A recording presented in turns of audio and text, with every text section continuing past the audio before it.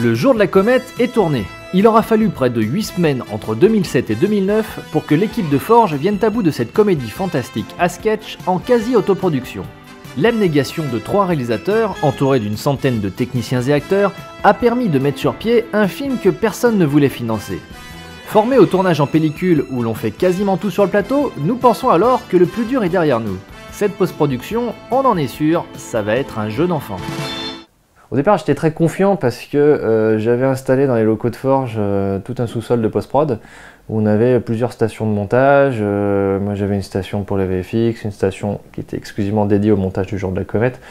Enfin voilà, c'était vachement bien organisé et je pensais vraiment m'en sortir en quelques mois, voire maximum 1 an. A l'époque, je ne mesure pas encore l'ampleur de la tâche, d'autant que les montages de chaque segment sont réalisés en très peu de temps, entre octobre et décembre 2009. Pour aller plus vite, nous montons sur 3 stations de montage différentes, utilisant à la fois les interfaces Avid et Final Cut. Lorsque j'entreprends de réunir les montages en 2010, je vais à la fois me heurter à des problèmes de compatibilité, mais surtout, nous n'avons toujours pas déterminé comment nous souhaitions enchaîner les histoires. À ce moment-là, on a tenté une version du film, non pas en 3 segments séparés, mais les 3 segments mélangés, c'est-à-dire on passe d'une scène à l'autre, d'un film à l'autre, et c'était une catastrophe. Ça marchait pas du tout. Nous revenons finalement à notre idée première, enchaîner les segments avec un lien central qui fonctionnerait à la manière d'un Creepshow. Par conséquent, nous devons repartir en tournage, mais pas seulement pour filmer ce lien. On avait besoin de faire des plans qui créent un peu l'ambiance de Mont-Valais. On ne pouvait pas ouvrir juste sur ces histoires qui commencent dans des lieux très spécifiques, soit la salle de classe, soit la rêverie d'Anna. À l'été 2010, on s'est refait une session de tournage de 3 jours, ce qui est pas rien quand même, à la Vanzeno et dans Agno, avec quand même une quarantaine de figurants. Sauf que là, on n'avait plus notre équipe de 30-40 personnes, on était 8 sur le tournage. Les petits gars, vous êtes de retour avec Maurice Latino sur la première radio libre de Mont-Valais, la mienne. Aujourd'hui, c'est le jour de la comète. On cherchait quelque chose qui symbolise les années 80, donc on était parti sur un magasin qui loue des VHS, une vieille librairie. On voulait un narrateur fort. Et donc du coup, on voulait une voix célèbre, et on a pu avoir Patrick Poivet, qui fait la voix en temps normal de Bruce Willis. Alors, qu'en pensez-vous? Mythe ou réalité? C'était un vrai plaisir de bosser avec lui parce qu'il a été super sympa, dispo, intéressé. On a passé une très bonne journée, on s'est bien marré. C'était la dernière journée de tournage du jour de la comète, c'était assez émouvant, 3 ans après le début du projet. On a Julien qui s'est mis très rapidement sur la bande son. On s'est rendu compte que ça allait être colossal. Lui-même s'est fait un rétro-planning qui durait 2 ans.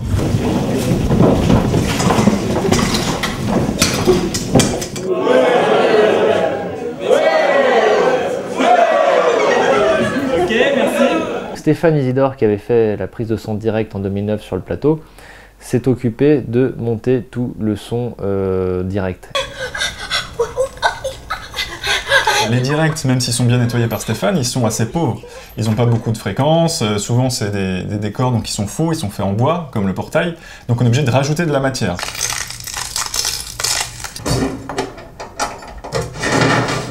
Les ambiances, c'est un autre système. Ici c'est assez simple puisque c'est une séquence qui se passe de nuit. Donc on a juste des grillons. Donc il y a un 3e groupe, ce sont les effets. En fait, ce sont tous les sons qui ne sont pas des bruitages parce qu'ils n'existent pas dans la réalité. Par exemple, là pour la séquence d'Anna, ou avec les avions en papier.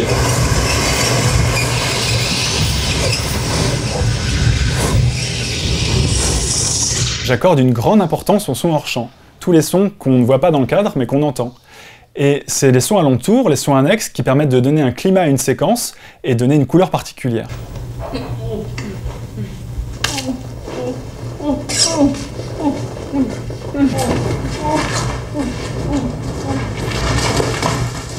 Pour faire vivre le hors-champ sonore, on a besoin de beaucoup de matière sonore en plus. On multiplie les événements, on superpose des pistes et on rajoute des couches.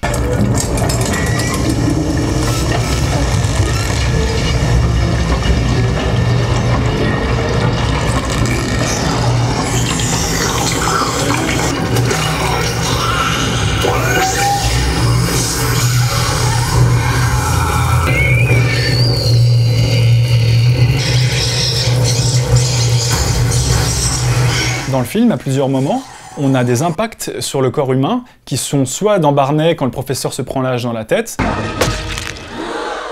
soit dans La Promise quand le zombie se prend un coup de serpette.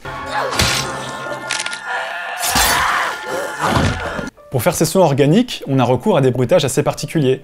On utilise soit une citrouille que l'on malaxe, soit un poulpe que l'on manipule. Et sur le jour de la comète, le travail de Julien ne se limite pas qu'à de la sonorisation. Il doit également imaginer le sound design de personnages fantastiques qui n'existent pas dans la réalité.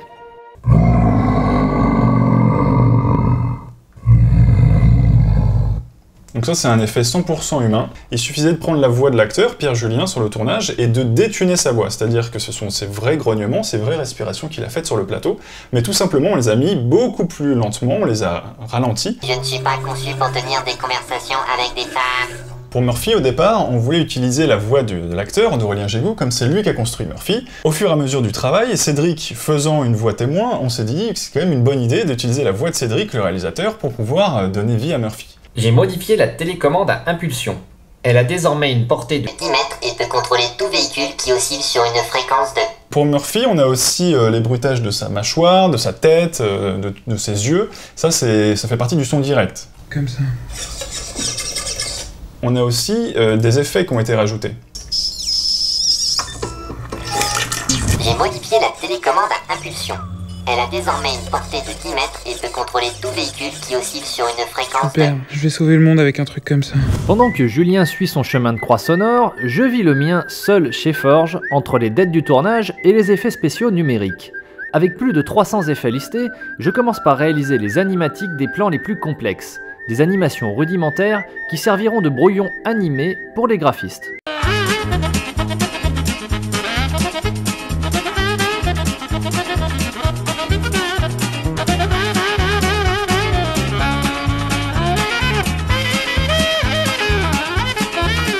Voici à quoi ressemblait la première comète de Halley dans le ciel. Donc c'était un gros parallélépipède avec des petites déjections derrière.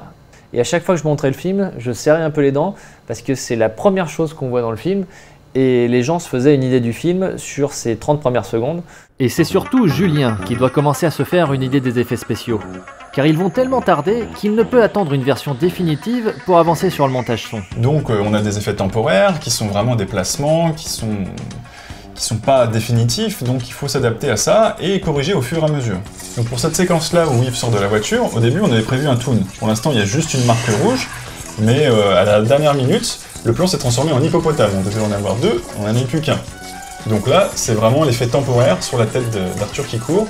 Le plan de fin sonne d'ailleurs comme une véritable vaccination de la chaîne de travail, car j'essaye dans un premier temps de le réaliser en interne avec une batterie de graphistes.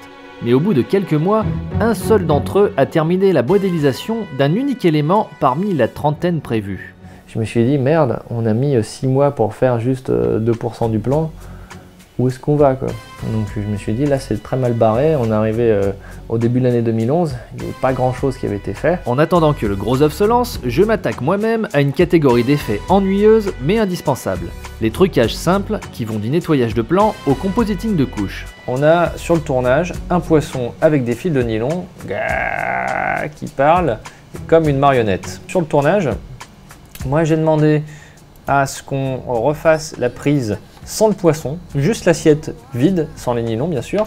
À gauche, je rajoute un peu de citron. À droite, je rajoute une autre assiette d'une autre prise à vide. Et là, on peut le voir, hop, les fils sont effacés.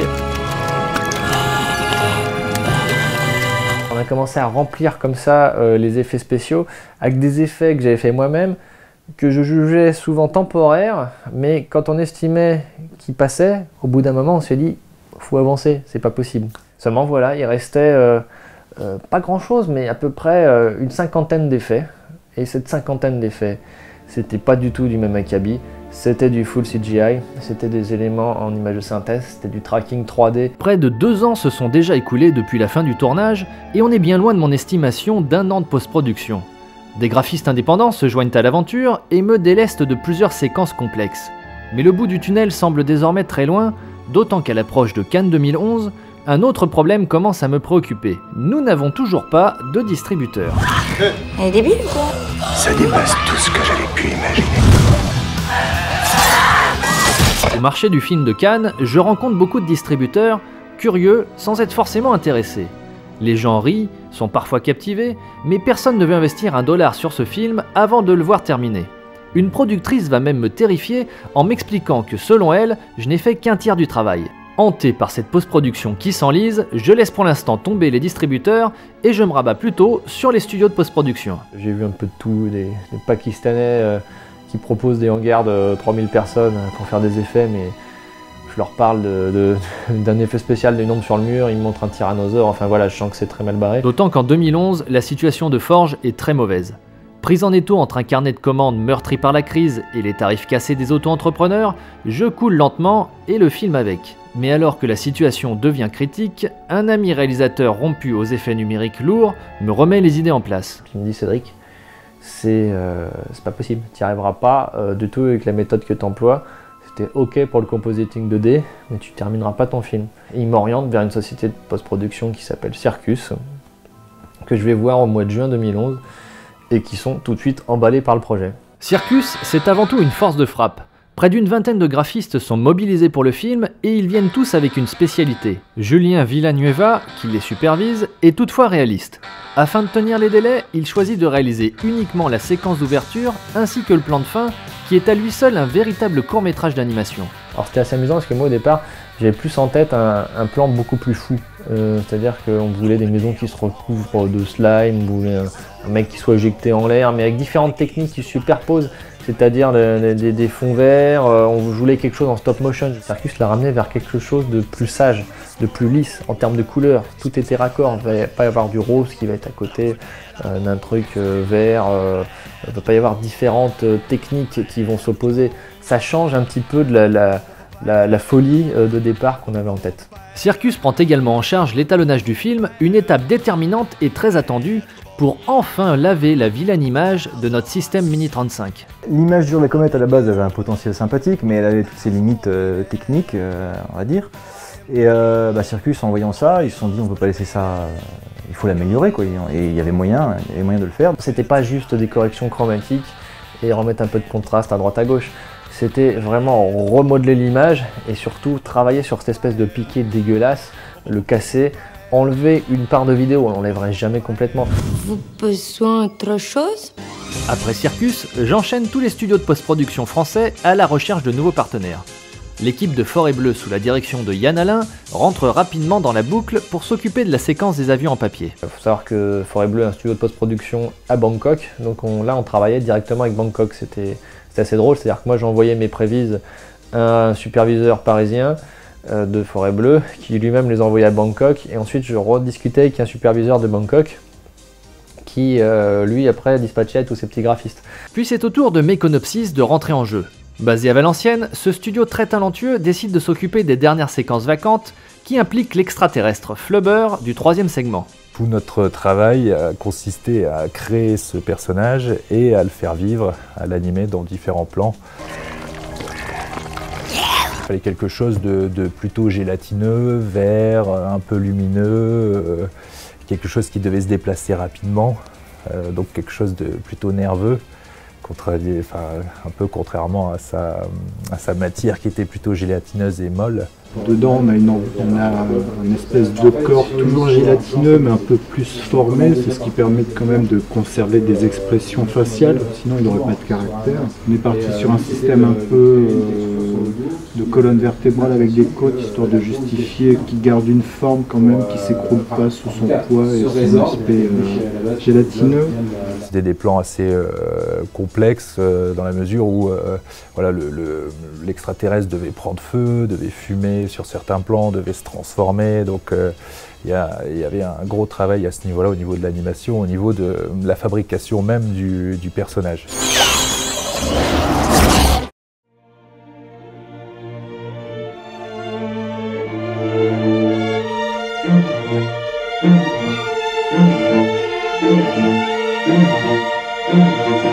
Je rencontre Steve Journet, Eric Prados, Frédéric Prados du studio Viking. Et c'est des gens avec qui on faisait des DVD musicaux à l'époque. Et on avait un petit peu discuté ensemble et donc Cédric à l'époque avait vraiment beaucoup aimé l'orchestre et puis l'ambiance. Donc je leur ai montré un soir des images qui avaient été tournées en 2007. Ils ont tout de suite accroché, ils ont trouvé ça génial, et il se trouve que monter une formation qui s'appelle Symphonie Film, une musique orchestrale pour le jour de la comète, c'est au-delà de nos rêves les plus fous. Je propose alors à Steve de composer la musique du film, et pour notre grand plaisir, il accepte le défi orchestral. Mais moi je l'ai plus pris comme un dessin animé au départ, hein. Et surtout j'ai eu un travail avec 3 réalisateurs, c'est comme si je faisais 3 films en fait différents.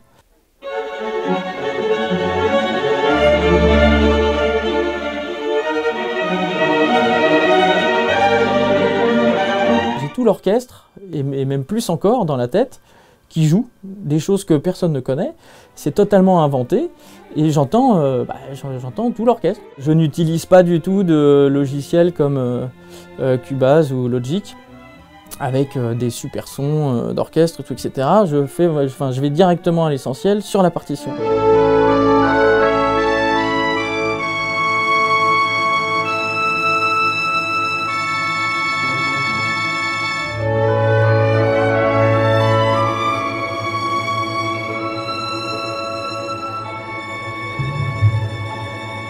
On a opté pour un enregistrement séparé, c'est-à-dire que pour optimiser le temps des musiciens, j'ai enregistré les cordes, les bois et les cuivres en séparé.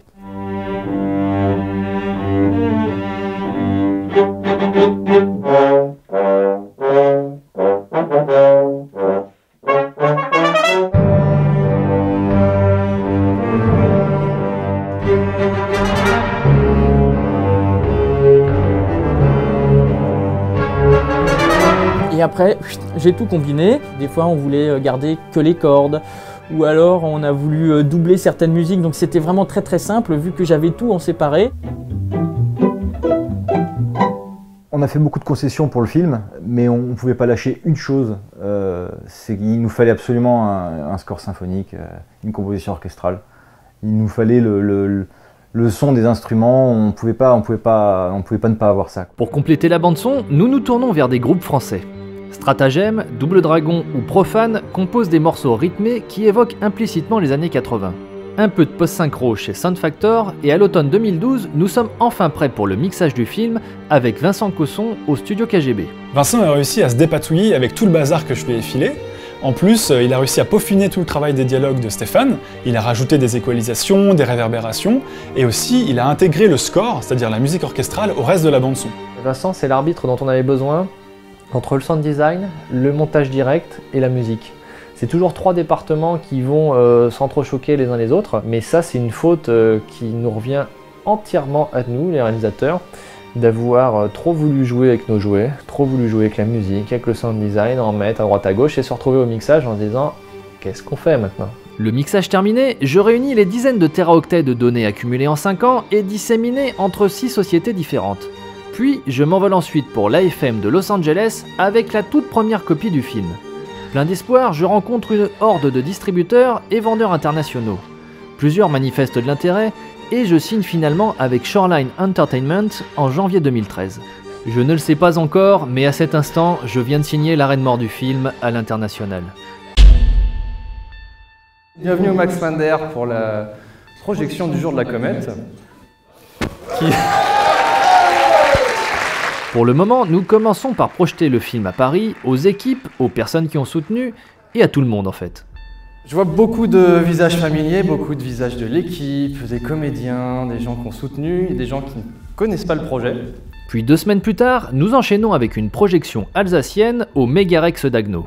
Je dois dire pour nous, les équipes parisiennes, c'est toujours un plaisir de revenir ici parce qu'on a un accueil qui est beaucoup moins blasé qu'à Paris.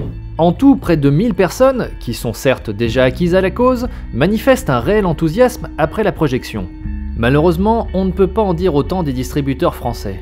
Avec une équipe en participation, le CNC nous accorde un visa, mais pas d'agrément. Sans ce précieux sésame, aucun distributeur ne peut prétendre à des subventions pour sortir le film en salle. Nous n'irons donc pas en salle. Mais nous n'irons pas non plus en festival à l'étranger. Shoreline Entertainment manifeste après signature du contrat très peu d'intérêt pour le film et s'en occupe mal. Il est peu présenté et refusé en masse. Nous n'irons pas non plus en festival en France. Le film est jugé trop bizarre pour le grand public et pas assez radical pour les festivals fantastiques. Nous prenons également une claque monumentale en télévision. Pas de tête d'affiche, trop atypique, 3 films en un, bref, toutes les chaînes refusent le film, sauf Cinéfix, la plus petite chaîne du câble. Nous aurons peu de distribution à l'international. Shoreline réalise quelques ventes en Corée, en Chine et en Espagne, à d'obscurs distributeurs qui depuis ne donnent plus de nouvelles. Nous ne toucherons même pas l'argent de ces ventes, et je dois encore dépenser pour couvrir d'onéreux frais juridiques aux États-Unis. Pourtant, nous n'avions pas la prétention de faire un chef-d'œuvre, mais juste un petit film sympa et modeste. Mais au final, nous sommes bien forcés de le reconnaître, Le jour de la comète est un échec.